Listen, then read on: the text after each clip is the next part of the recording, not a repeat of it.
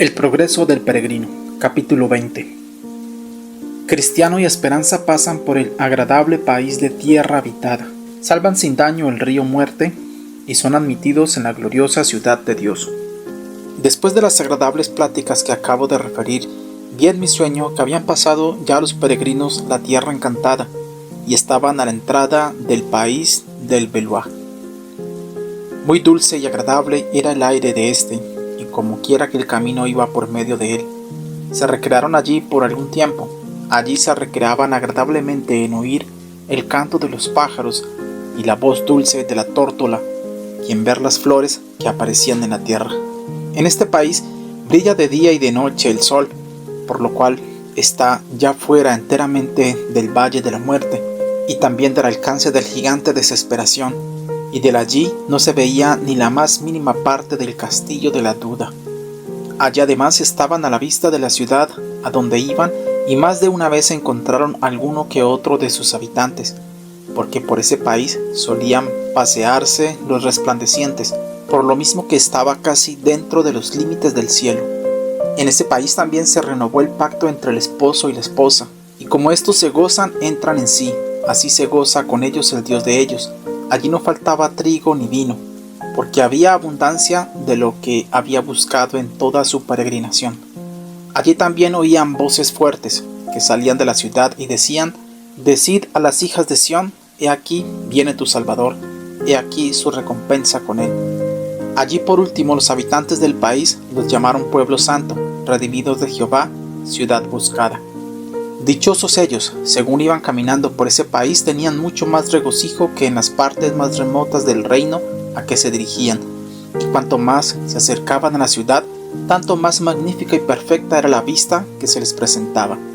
Estaba edificada de perlas y piedras preciosas, sus calles estaban empedradas de oro, así que a causa del brillo natural de la ciudad y del reflejo de los rayos del sol, se puso enfermo de deseos cristianos. Esperanza sintió también uno o dos ataques de la misma enfermedad, por lo cual tuvieron que reclinarse allí un poco, exclamando en medio de su ansiedad: «Si hallareis a mi amado, hacedle saber cómo de amor estoy enfermo». Mas, fortalecidos un poco y hechos capaces de sobrellevar su enfermedad, prosiguieron su camino, acercándose cada vez más y más hacia donde había viñedos frondosos y deliciosísimos jardines, cuyas puertas daban sobre el camino.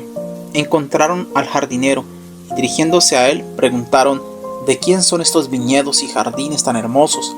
Les contestó: «Son del rey, y se han plantado para su deleite y para solaz de los peregrinos».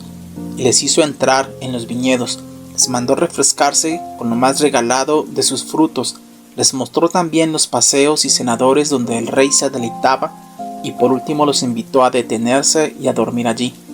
Vi que mientras dormían hablaban más que en todo su viaje, y recapacitando yo sobre ello, me dijo el jardinero: «¿Por qué recapacitas sobre esto?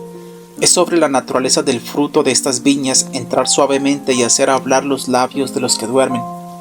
Cuando se despertaron se preparaban a acercarse a la ciudad, pero como he dicho, siendo esta de oro fino, era tal el reflejo del sol sobre ella y tan sumamente glorioso que no pudieron contemplarla con la faz descubierta sino por medio de su instrumento hecho para ello. Y vi que, según iban andando, les encontraron dos hombres con vestiduras relucientes como el oro, y sus rostros brillaban como la luz, quienes les preguntaron de dónde venían, en dónde se habían hospedado, qué dificultades y peligros y qué consuelos y placeres habían encontrado en el camino, y satisfechas estas preguntas les dijeron: «Solo dos dificultades os restan, e inmediatamente entraréis en la ciudad». Cristiano y su compañero pidieron luego a los hombres que les acompañasen. Estos contestaron que lo harían con gusto, pero que tenían ellos que alcanzarlo con su propia fe, y marcharon juntos hasta llegar a la vista de la puerta. Ya allí vi que entre ellos y la puerta había un río, pero no había ningún puente para poder pasarlo, y el río era muy profundo. A la vista de él, los peregrinos se asustaron mucho, pero los hombres que les acompañaban les dijeron: «Habéis de pasarlo o no podréis llegar a la puerta». «¿Pero no hay otro camino?», preguntaron. «Sí», les contestaron, «pero a solo dos, a saber, Enoc y Elías, se les ha permitido pasar por él desde la fundación del mundo, ni a nadie más se permitirá hasta que suene la trompeta final». Entonces empezaron los peregrinos, especialmente Cristiano, a desconsolarse en su corazón y mirar a uno y otro lado, pero ningún camino pudo hallar por el cual pudieran evitar el río. Preguntaron entonces a los hombres si el agua estaba en todas partes a la misma profundidad, y se les dijo que no, que el encontrarla más o menos profunda sería según su fe en el rey del país, no pudiendo ellos ayudarles en tal caso. Se decidieron pues a entrar en el agua, mas apenas lo habían hecho empezó Cristiano a sumergirse, exclamando a su buen amigo Esperanza: «Me anego en las aguas profundas, todas sus ondas y sus olas pasan sobre mí». Esperanza contestó: «Ten buen ánimo, hermano, siento fondo y es bueno». Entonces dijo Cristiano: «Ah, amigo mío, me han rodeado los dolores de la muerte, y no veré la tierra que emana leche y miel». Y en esto cayó sobre Cristiano una grande oscuridad y horror, de tal manera que no podía ver lo que estaba delante. Perdió también sus sentidos en gran parte, de modo que no podía acordarse ni hablar cuerdamente de ninguno de los dulces refrigerios que había encontrado en su camino. Todas las palabras que pronunciaba daban a entender que tenía horror de corazón y temores de morir en ese río, y nunca tener entrada por la puerta de la ciudad celeste. Los circunstantes observaban también que tenía pensamientos muy molestos de los pecados que había cometido, tanto antes como después de hacerse peregrino. Se observó que estaba molestado, además por las apariciones y fantasmas y espíritus malos, pues de vez en cuando lo indicaban sus palabras. Mucho trabajo pues costaba a Esperanza conservar la cabeza de su hermano por encima del agua. Algunas veces se le sumergía enteramente, después de lo cual salía casi medio muerto. Trataba de consolarle, hablándole de la puerta y de los que en ella le estaban esperando, pero la respuesta de Cristiano era: «Es a ti a quien esperan. Ha sido siempre Esperanza todo el tiempo que te he conocido. Ah, de seguro que si yo fuera acepto a él, ahora se levantaría para ayudarme, pero por mis pecados me ha traído al lazo y me ha abandonado en él». Nunca contestó Esperanza: «Has olvidado sin duda el texto en que dice de los malos: no hay ataduras para su muerte, antes su fortaleza está entera. ¿No están ellos en trabajo humano ni son azotados con los otros hombres? Esas aflicciones y molestias por las cuales estás pasando en estas aguas no son señal alguna de que Dios te haya abandonado, sino que son enviadas para probarte y ver si te acuerdas de lo que anteriormente has recibido de sus bondades y vives de él en tus aflicciones». Estas expresiones pusieron a Cristiano muy meditabundo, y por eso añadió Esperanza: «Confía, hermano mío, Jesucristo te hace sano». Al oír esto, Cristiano prorrumpió en voz alta: «Sí, ya le veo y oigo que me dice: cuando pasares por las aguas yo seré contigo, y cuando por los ríos no te anegarán». Con estas pláticas se animaban mutuamente, y el enemigo nada podía con ellos, en términos que los dejaron como si estuviera encadenado, hasta que hubieron pasado el río. La profundidad de este iba disminuyendo. Pronto encontraron ya terreno donde hacer pie y acabaron su paso.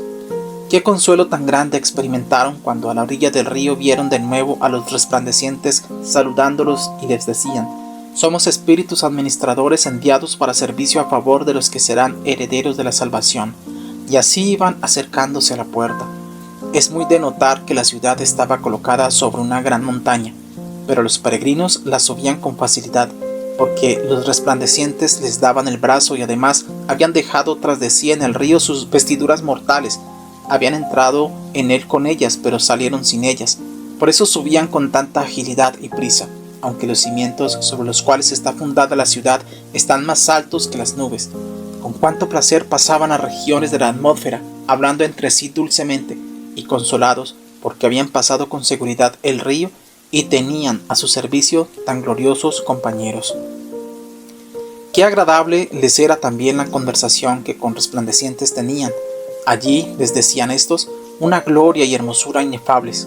Allí está el monte Sión, Jerusalén celestial, la compañía de muchos millares de ángeles y los espíritus de los justos ya perfectos. Ya estáis cerca del paraíso de Dios, en el cual veréis el árbol de vida y comeréis de su fruta inmarcesible. A la entrada recibiréis vestiduras blancas, y vuestro trato y conversación serán siempre con el Rey hasta todos los días de la eternidad. Allí no volveréis a ver ya más las cosas que veíais y sentíais en la región inferior de la tierra, es decir, dolor, enfermedad, aflicción y muerte, porque todo eso ha pasado ya. Vais a juntaros con Abraham, Isaac y Jacob y los profetas, hombres a quienes Dios ha librado del mal venidero y que ahora descansan en sus lechos por haber andado en su justicia. Vais a recibir allí consuelo por todos vuestros trabajos y gozo por toda vuestra tristeza. Recogeréis lo que sembrasteis en el camino, a saber, el fruto de todas vuestras oraciones y lágrimas y sufrimientos por el Rey. Ceñiréis a vuestras sienes coronas de oro y gozaréis la visión perpetua y la presencia del Santo, porque allí le veréis como Él es. Serviréis continuamente con alabanza, con voces de júbilo y con acciones de gracias a aquel a quien deseabais servir en el mundo, aunque con mucha dificultad a causa de la debilidad de vuestra carne. Vuestros ojos serán regocijados con fe vista y vuestros oídos con la dulce voz del Altísimo. Recobraréis de nuevo la compañía de los amigos que os han precedido y recibiréis con gozo a todos aquellos que os siguen al lugar santo. Se os darán vestidos de gloria y majestad, y cuando el Rey de la Gloria venga en las nubes al son de trompeta, como sobre las alas del viento, vendréis vosotros con él, y cuando se siente sobre el trono de juicio os sentaréis a su lado, y cuando pronuncie sentencias sobre los obradores de iniquidad, sean ángeles u hombres, tendréis también voz en ese juicio, porque fueron sus enemigos y los vuestros. Y cuando vuelva a la ciudad, volveréis con él a son de trompeta, y estaréis con él para siempre. Cuando se iban acercando a la puerta, he aquí que una multitud de las huestes celestiales salieron a su encuentro, preguntando: ¿quiénes son estos y de dónde han venido? Estos son, dijeron los resplandecientes, estos son hombres que han amado a nuestro Señor cuando estaban en el mundo y que lo han dejado todo por su santo nombre. Él nos ha enviado para traerlos aquí, y los hemos acompañado hasta este punto en su deseado viaje, para que entren y contemplen a su Redentor cara a cara con gran gozo. Entonces las huestes celestiales dieron un grito de júbilo y dijeron: bienaventurados los que son llamados a la cena del Cordero. Al oír esto, los músicos del Rey rompieron con sus instrumentos en dulces melodías que hacían resonar a los mismos cielos, y con voces y ademanes de júbilo, cantando y tocando sus trompetas, saludaban una y mil veces a los que venían del mundo. Unos se pusieron a la derecha, otros a la izquierda, delante y detrás, como para acompañarlos y escoltarlos por las regiones superiores, llenando los espacios con sonidos melodiosos en tonos altos, de manera que parecía que el mismo cielo había salido para recibirlos. Era la marcha triunfal más hermosa que se pudo ver jamás. Todo indicaba a Cristiano y a su compañero cuán bienvenidos eran a la ciudad y con cuánta alegría se les recibía en ella. Ya la tenían a su vista, ya oían el alegre y bullicioso clamoreo de todas las campanas que les daban la venida. Oh, qué pensamientos tan arrebatadores y alegres tenían al mirar el gozo de la ciudad, la compañía que iban a tener, y eso para siempre. Qué lengua o pluma serán poderosas para expresarlo. Ya llegaron a las puertas de la ciudad, encima de la cual vieron grabadas con letras de oro las siguientes palabras: bienaventurados los que guardan sus mandamientos, para que su poder sea en el árbol de la vida y entren por las puertas de la ciudad. Llamaron fuertemente a ellas, y muy pronto aparecieron por encima los rostros de los que moraban dentro: Enoc, Moisés, Elías, que preguntaron quién llamaba, y oyeron esta respuesta: estos peregrinos han venido de la ciudad de destrucción por el amor que tienen al Rey de este lugar. Entonces los peregrinos entregaron cada uno el rollo que habían recibido al principio, los cuales, llevados al Rey y leídos por éste, y habiéndosele dicho que los dueños de ellos estaban a la puerta, mandó que se les abriese para que entrase la gente justa, guardadora de verdades. Los vi entonces entrar por la puerta, y que cuando hubieron entrado fueron transfigurados, y recibieron vestiduras que resplandecían como el oro, y arpas y coronas que les fueron entregadas, para que con las primeras alabasen y les sirviesen, las segundas como señales de honor. Oí también que todas las campanas de la ciudad se echaron a vuelo otra vez, en señal de regocijo, al mismo tiempo que los ministros del Rey decían a los peregrinos: entrad en el gozo de vuestro Señor. Con cuán efusión y gozo respondieron estos: al que está sentado en el trono y al Cordero sea la bendición y la honra y la gloria y el poder para siempre jamás. Aprovechando yo entonces el momento en que se abrieron las puertas para dejarles pasar, miré hacia adentro tras ellos, y aquí la ciudad brillaba como el sol. Las calles estaban empedradas de oro, y en ellas se paseaba muchedumbre de hombres que tenían en su cabeza coronas. y en su mano palmas y arpas de oro con que cantar las alabanzas. Vi también a unos que tenían alas y que sin cesar nunca estaban cantando: Santo, Santo, Santo es el Señor. Y volvieron a cerrar las puertas, y yo, con mucho sentimiento, me quedé afuera, cuando mis ansias eran de entrar para gozar las cosas que había visto. Lástima es que mi sueño no terminase aquí con tan dulces impresiones. Cuando se cerraron las puertas de la ciudad, miré atrás y vi a Ignorancia que llegaba a la orilla del río. Lo pasó pronto y sin la mitad de la dificultad que encontraron los otros dos, porque aconteció que había entonces allí un tal Vana Esperanza, barquero, que le ayudó a pasar en su barca. Subió también la montaña para llegar a la puerta, pero nadie había allí que le ayudase o le hablase una palabra de consuelo y estímulo. Cuando llegó a la puerta, miró el letrero que estaba encima de ella, empezó a llamar, suponiendo que se le daría inmediata entrada, pero los que se asomaron por encima de la puerta preguntaron de dónde venía y qué era lo que quería. Él contestó: he comido y bebido en la presencia del rey, ha enseñado en nuestras calles. Entonces le pidieron su rollo para entrarlo y mostrarlo al rey, pero habiendo registrado su seno no lo halló, no tenía ninguno. Le dijeron entonces: ¿no tienes ninguno? Pero el hombre no les contestó palabra. Comunicado esto al rey, mandó a los dos resplandecientes que lo ataran de pies y manos y lo arrojasen afuera, y vi que lo llevaron por el aire a la puerta que había visto a la falda del collado y allí lo precipitaron. Esto me sorprendió, pero me fue de importante enseñanza, pues aprendí que hay camino para el infierno desde la misma puerta del cielo, lo mismo que desde la ciudad de destrucción. En esto me desperté y vi que todo había sido un sueño. La conclusión. Ya, lector, que mi sueño he referido, interpretarlo para ti procura, y explícale a quien puedas su sentido, mas muestra en entenderlo tu cordura, pues te daña si es mal interpretado, mas si lo entiendes bien es tu ventura. Lo exterior de mi sueño ten cuidado, que no te preocupe en demasía, como si fuera cosa de tu agrado, ni risa, ni furor, ni alegría. Te cause cual a niño o demente, mira bien su sustancia y su valía, aparta la cortina y fijamente mira lo que se esconde tras mi velo. Es cosa que te anime y que te aliente al leer este símil sin recelo. Tira la escoria, toma el oro puro, y colmado verás así tu anhelo. El oro está con mineral impuro.